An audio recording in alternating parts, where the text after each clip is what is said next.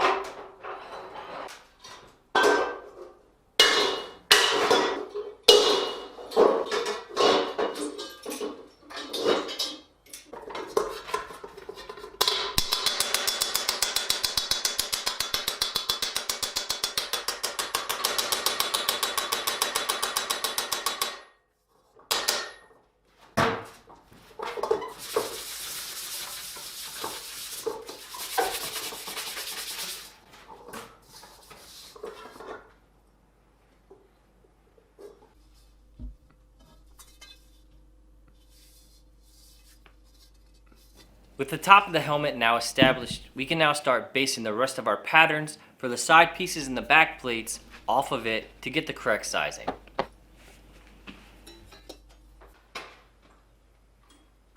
One of the really cool things Slava does is he uses a unique set of dies like this in his press to create the initial form on a lot of his pieces. There's still plenty of handwork and hot work to be done afterwards, but this lets him make big jumps in the forming of the sheet metal.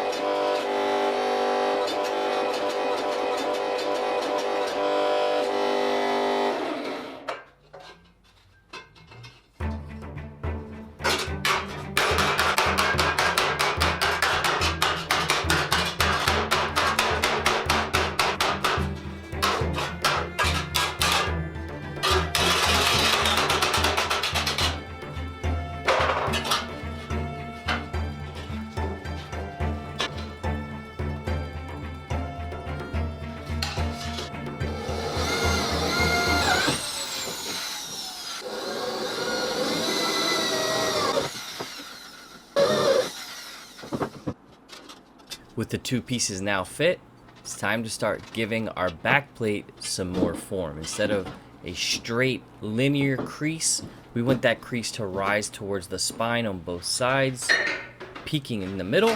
The only way to do that is by hand. This is the way.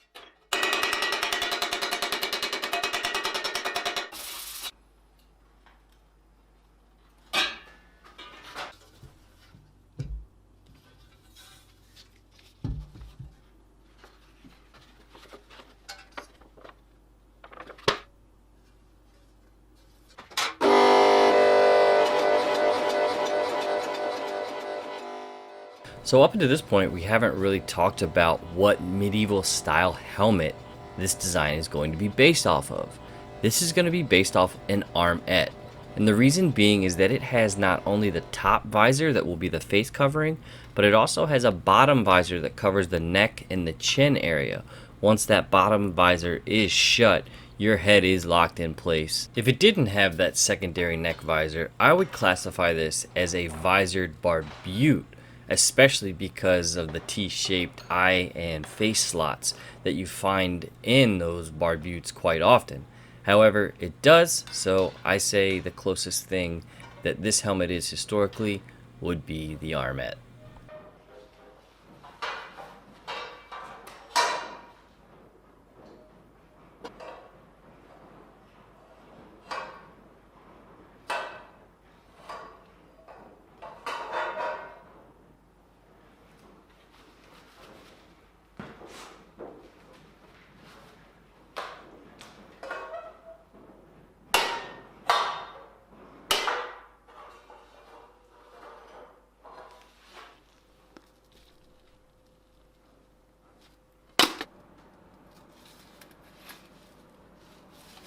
With the backplate, the top, and the neck protection now done for our helmet, it's time to start on the most iconic part of a Mandalorian helmet, and that's that T-shaped visor front face section.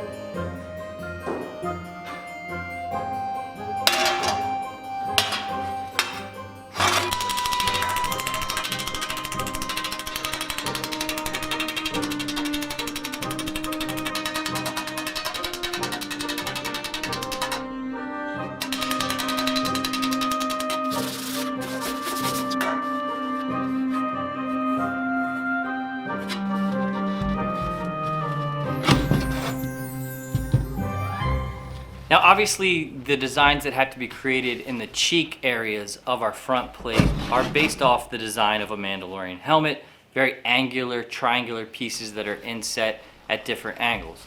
But the true purpose of something like this in a medieval helmet, just like fluting, it adds a lot of strength. So you can make a helmet out of thinner metal, but with some fluting, with some pieces that protrude and sink in, you're creating a much more rigid structure.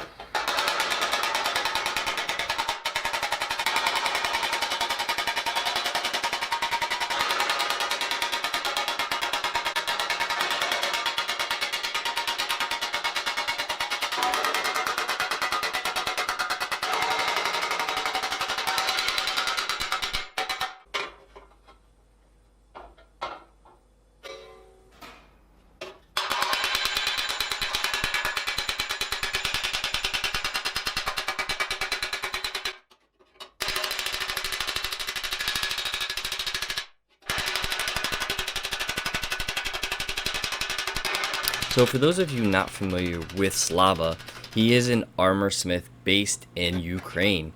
I believe his workshop is actually in Kiev itself. So not only are we working with him because he's a very talented armor maker, but also I really want to help support him right now because he's doing a lot for his community. So one of the cool things that he's done recently is he started 2 different YouTube channels. One is in all English, and one is basically with no voice at all, just sound of him working. So we really want to support him. Those links are going to be in the description. Please go subscribe to his channels and show him as much love as possible.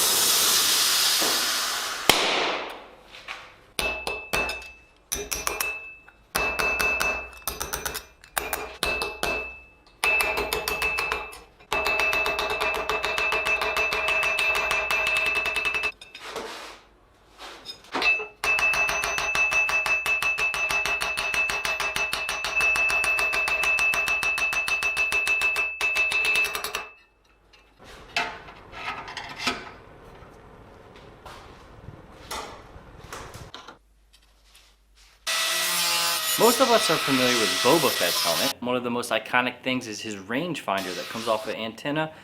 Now Slava being Ukrainian, he's going to add a little bit of a different twist to that idea, but still giving us the same basic look in our medieval style helmet.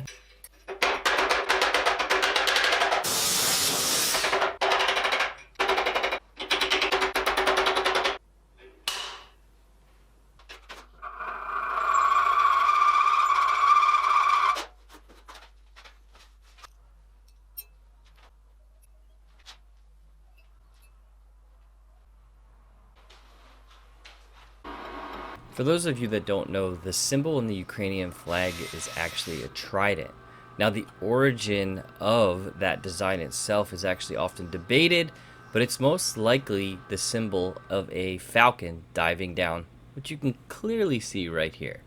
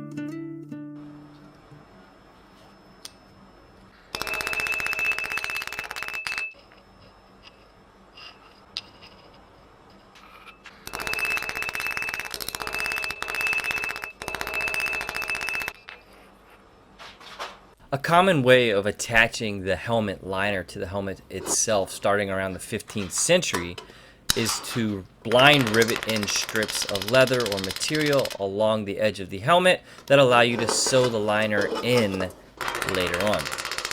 On a lot of medieval helmets, we find inscriptions or symbols engraved or painted onto the helmets themselves. In this case, Slava went the extra mile and actually engraved "This is the way" in the Mandalorian language onto this helmet. Those of you that are familiar with the Mandalorian culture, you'll know that the color schemes that they choose for their own personal armor usually mean a lot to them. No two sets of armor are exactly the same with the same color scheme. So in this case, Slava's decided to add some brass coloring to his helmet to give it a unique golden feature.